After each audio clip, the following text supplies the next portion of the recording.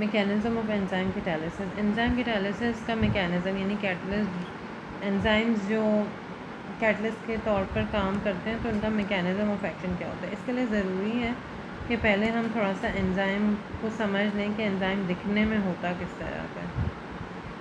तो एंजाइम ऐसा होता है, मैं आपको बताती हूँ कि सपोज़ ये एंजाइम का मॉलिक्यूल है और एंजाइम की जो सरफेस होती है उसकी सरफेस पे कैविटीज़ मौजूद होती हैं। कैविटी का क्या मतलब है कि यूँ सुराख सुराख से उसकी सरफेस पे मौजूद होते हैं।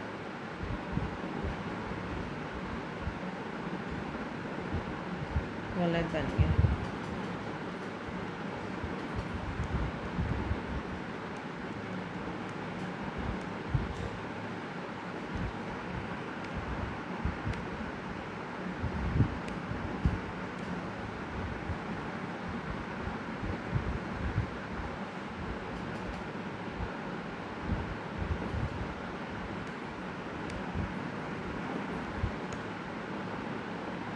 ये देखिए आपको एंजाइम की सरफेस के ऊपर ये कैविटीज़ नज़र आ रही हैं। कैविटी का मतलब है कि ये गहराइयाँ सी नज़र आ रही हैं। ये एंजाइम है पूरे का पूरा और एंजाइम की जो सरफेस है इस पर आपको ये जगह जगह में गहराइयाँ सी नज़र आ रही होंगी। ये जो गहराइयाँ होती हैं इनको हम कहते हैं एक्टिव साइट। ये एक एक्टिव साइट है, ये दूसरी एक्टिव साइट है, ये तीसरी एक्टिव साइट है, ये चौथी एक्टिव साइट है, पाँचवीं, ये छठी। इस तरह से एंजाइम की सरफेस के ऊपर बहुत सारी एक्टिव साइट्स होती हैं। अब आपकी किताब वाले मज़ीद क्या कह रहे हैं, वो ये कह रहे हैं कि एंजाइम्स कोलॉइडल फॉर्म में होते हैं। कोलॉइडल पार्टिकल्स होते हैं यानी मोटे मोटे पार्टिकल्स होते हैं और उनके सरफेस पे कैविटीज़ मौजूद होती हैं। These cavities have characteristic shape. Her cavity की एक ख़ास शेप होती है। अगर आप यहाँ पर भी देखो तो आप देखो कि इस कैविटी की शेप जो है वो दूसरी कैविटी से मिल नहीं रही, सबकी अलग अलग शेप्स हैं कैविटीज़ की। These group the groups like NH2 group अगर किसी मॉलिक्यूल में मौजूद होगा, COOH मौजूद होगा, SH ग्रुप मौजूद होगा, OH ग्रुप मौजूद होगा, तो ये वाले ग्रुप जो हैं वो एंजाइम्स में भी प्रेजेंट होते हैं। These groups are very active and they are called active centres. इन कैविटीज़ के अंदर ये वाले ग्रुप्स मौजूद होते हैं और इन ग्रुप्स को हम एक्टिव सेंटर्स कहते हैं, एक्टिव सेंटर्स ऑफ एंजाइम कहते हैं। दो substances which have to do the chemical reactions और कॉल्ड सबस्ट्रेट। वो सब्सटेंसेस जिनके ऊपर केमिकल रिएक्शन हो रहा है या जिस सब्सटेंस ने केमिकल रिएक्शन करना है उस सब्सटेंस को सबस्ट्रेट कहते हैं। मैं आपको पहले बता चुकी हूँ, यानी जिस भी चीज़ के ऊपर एंजाइम ने काम करना है उस चीज़ को सबस्ट्रेट कहते हैं। These substrate molecules have complementary shapes. इन सबस्ट्रेट मॉलिक्यूल्स की कॉम्प्लीमेंट्री शेप होती है। कॉम्प्लीमेंट्री का मतलब होता है ऐसी शेप जो सपोर्ट करे।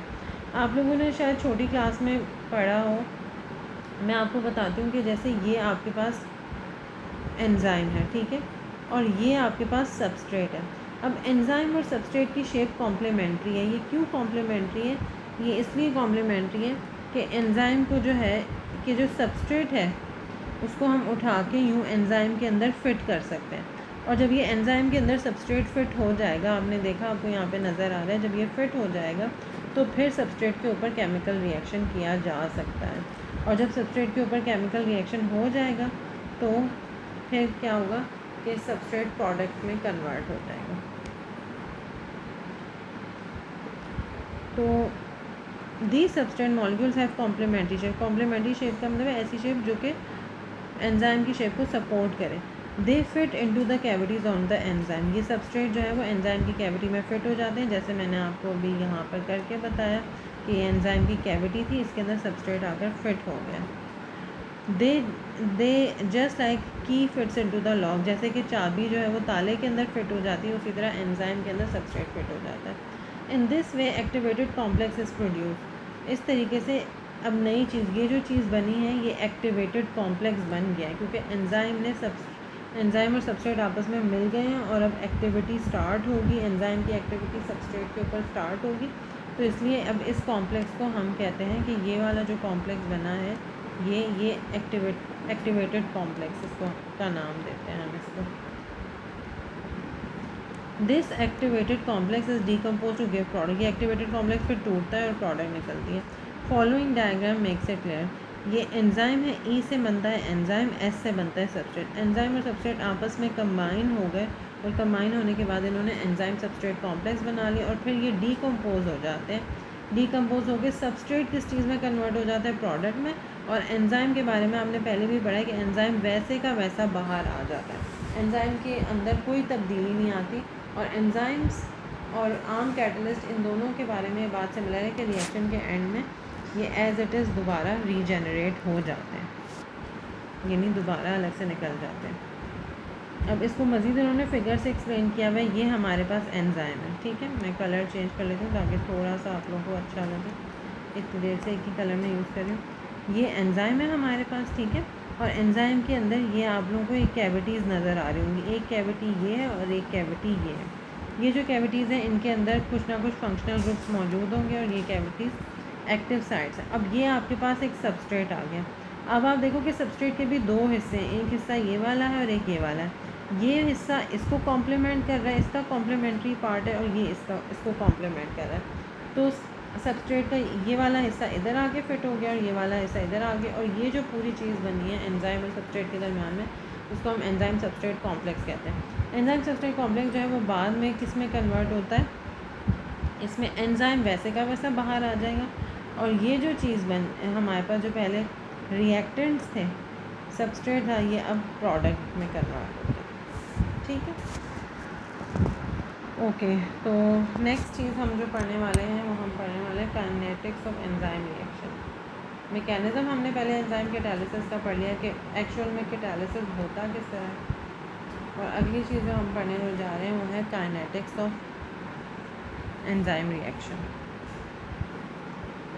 Enzymes lower the energy of activation. Energy of activation को एंजाइम्स लोअर कर देते हैं, ये बात हम सबको पता है।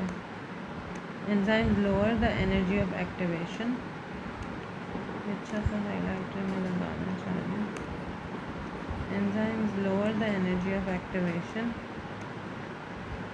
Of a particular reaction. Energy of activation को लो कर देते हैं। अगर एक्टिवेट कर किसी भी रिएक्शन को एक्टिवेट करने के लिए एनर्जी जितनी भी चाहिए होती है, एंजाइम उसकी एनर्जी ऑफ एक्टिवेशन को लो कर देता है, यानी कि एंजाइम के इस्तेमाल के बाद कम एनर्जी से ही रिएक्शन हो जाता है। A mechanism has been proposed for such reaction by Michaelis and Mendel. Michaelis और Mendel दो साइंटिस्ट थे, उन्होंने मैकेनिज्म प्रपोज किया था।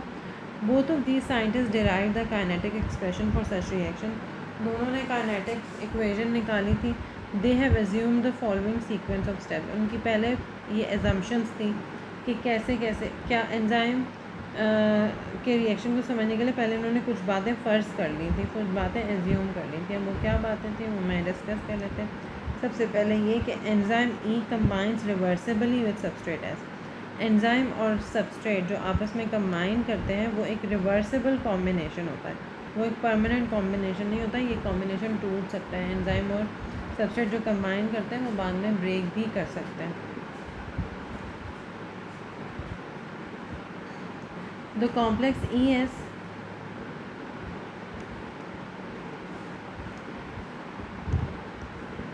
अच्छा और ये दोनों कंबाइन करके इंटरमीडिएट कॉम्प्लेक्स ई एस बना लेते हैं। अब ये जो इंटरमीडिएट कॉम्प्लेक्स ई एस बना है ये डिसोसिएट हो सकता है दो तरीक़ों से, कि वापस एंजाइम और सबस्ट्रेट ही बन जाए और रिएक्शन जो है वो रिवर्स हो जाए, और इट में be converted into product and enzyme. दो तरीके से ये हो सकता है कि ये जो एंजाइम सबस्ट्रेट कॉम्प्लेक्स बना है, एक तो इस तरह से ब्रेक हो सकता है कि वापस एंजाइम और सबस्ट्रेट ही अलग अलग हो जाए, या फिर ये कि ये प्रोडक्ट में और एंजाइम में कन्वर्ट हो जाए,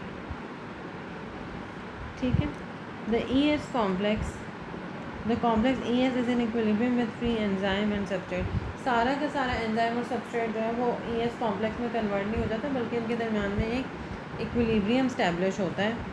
जैसे कि आपको यहाँ पे नज़र आ रहा है कि कुछ एंजाइम सबस्ट्रेट जो है वो कंबाइन करके एक्टिवेटेड कॉम्प्लेक्स बना लेते हैं, और कुछ जो है वो इसी फॉर्म में रहते हैं, और जो एक्टिवेटेड कॉम्प्लेक्स बनाता है वो जो है वो एंजाइम और प्रोडक्ट में कन्वर्ट हो जाता है। अब स्टेडी स्टेट अप्रॉक्सीमेशन एक रूल है, उस रूल के हिसाब से क्या होता है,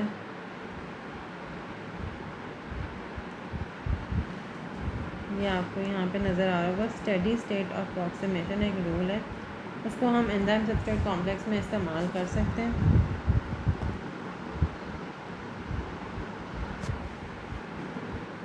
अच्छा, अब स्टेडी स्टेट अप्रॉक्सीमेशन क्या चीज़ होती है ये मैं आपको अभी बाद में बताऊंगी। पहले हम थोड़ा सा इस इक्वेशन को अंडरस्टैंड कर लेते हैं। होता क्या है कि एक रिएक्शन क्या हो रहा है कि एंजाइम और सबस्ट्रेट मिलके ES कॉम्प्लेक्स बना रहे हैं और इस रिएक्शन का रेट कांस्टेंट है या इक्विलिब्रियम कांस्टेंट है K1। दूसरा रिएक्शन क्या हो रहा है कि ये जो एंजाइम दूसरा रिएक्शन हो रहा है कि ये जो एंजाइम सबस्ट्रेट आप कॉम्प्लेक्स आपके पास ये बन गया, ये वापस कन्वर्ट हो रहा है एंजाइम और सबस्ट्रेट में। तो इस वाले रिएक्शन के लिए जो हमारे पास इक्विलिब्रियम कांस्टेंट आया वो आया K2। और तीसरा रिएक्शन जो हो रहा है वो ये हो रहा है कि ये वाला जो एंजाइम सबस्ट्रेट कॉम्प्लेक्स बना है ये एंजाइम और प्रोडक्ट में कन्वर्ट होता है और इस रिएक्शन के लिए जो रिएक्शन कांस्टेंट है वो है K3। अब इन तीनों रिएक्शंस के लिए हमने रेट इक्वेशन लिखनी है। रेट बेसिकली क्या होता है, वो वेलोसिटी ऑफ रिएक्शन होता है और इसको हम कैसे रिप्रेजेंट कर सकते हैं, dP/dt, यानी rate of formation of product with respect to time. ये किसके ऊपर डिपेंड करता है, रेट ऑफ रिएक्शन। प्रोडक्ट बनने का जो रिएक्शन है वो प्रोडक्ट बनने का रिएक्शन किस चीज़ पर डिपेंड कर रहा है, वो ES कॉम्प्लेक्स के बनने के ऊपर डिपेंड कर रहा है ना। क्यों? क्योंकि ES कॉम्प्लेक्स बनेगा तो ही प्रोडक्ट बनेगा। तो हम इसको इस तरह से लिख सकते हैं कि rate of formation of product, इसको हम V से रिप्रेजेंट करें, it is equal to K3 × ES। ठीक है, तो ये तो हमने जो है वो rate of formation of product के लिए हमने ये लिख ली। दूसरा है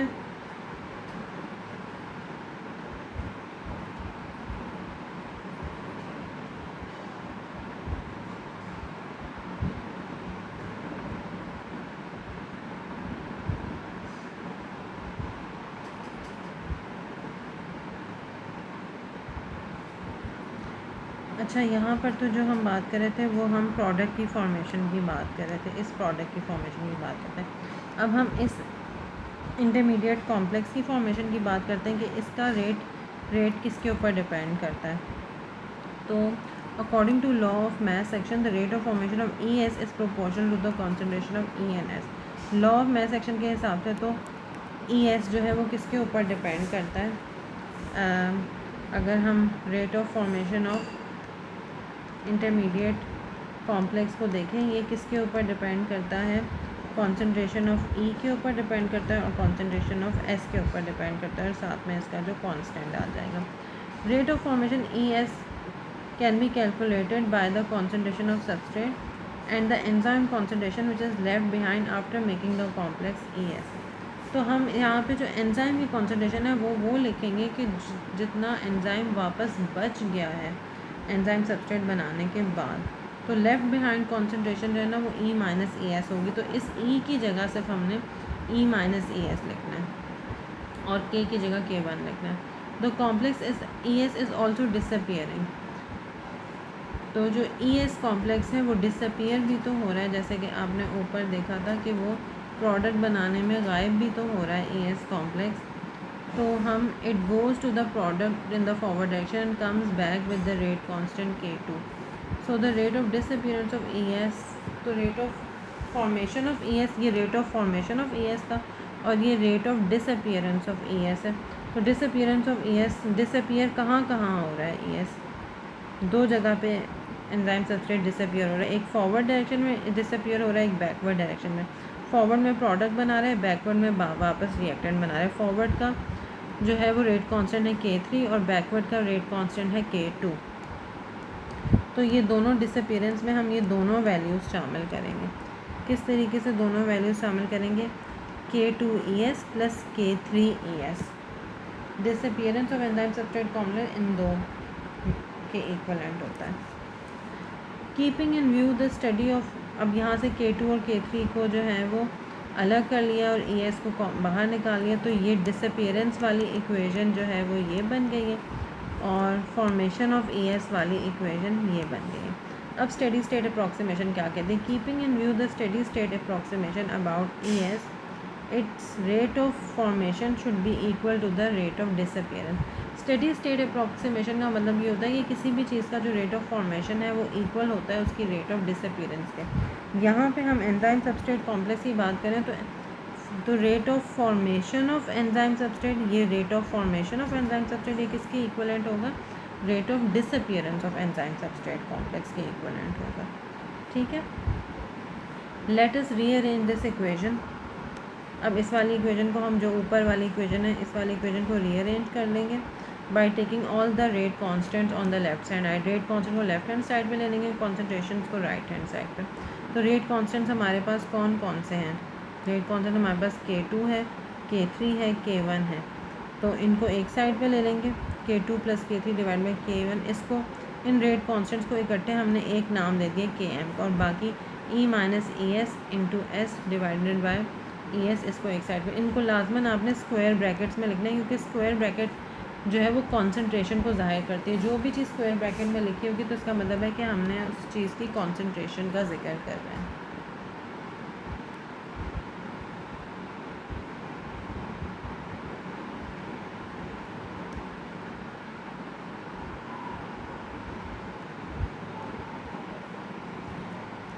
Km, तो ये हमारे पास नई इक्वेशन आ गई है। Km is the constant which depends upon the 3 rate constant. Km एक ऐसा कांस्टेंट है जो कि 3 रेट कांस्टेंट पे डिपेंड करता है। इसको हम माइकलिस मेंटन कांस्टेंट कहते हैं। It is a characteristic parameter for each enzyme. हर एंजाइम के लिए इसकी वैल्यू अलग होती है। In order to derive the rate of reaction in terms of ENS, ENS की टर्म्स में अगर हम रेट ऑफ रिएक्शन को डिराइव करना चाहते हैं तो हमें एलिमिनेट करना पड़ेगा ES फैक्टर को। तो इस ES फैक्टर को एलिमिनेट करने के लिए हम इस इक्वेशन को दोबारा से रीअरेंज करेंगे। कैसे रीअरेंज करेंगे? ES को लेफ्ट हैंड साइड पर ले आएंगे और बाकी फैक्टर्स को राइट हैंड साइड पर ले आएंगे।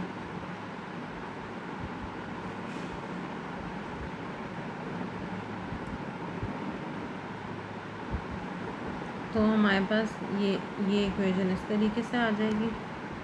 ES एक साइड पर आ गया और ये सारी चीज़ें इस तरफ आ गई equation number 1। According to equation 2 the velocity of the overall reaction. Equation number 2 हमारे पास कौन सी है?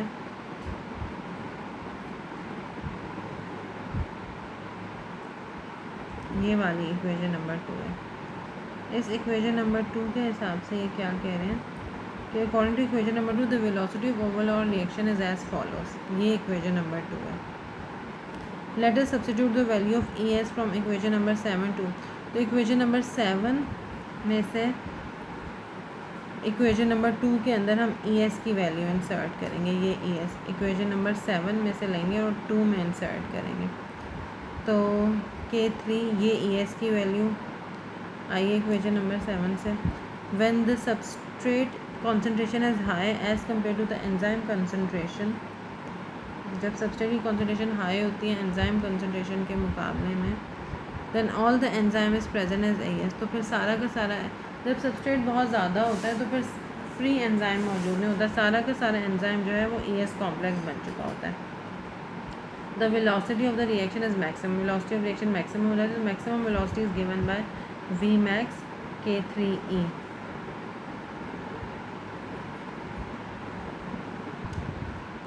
अच्छा, यहाँ पे आप देखें कि आपको ये K3E नज़र आ रहा है और आपको यहाँ पर भी K3E नज़र आएगा। ये रहा K3E।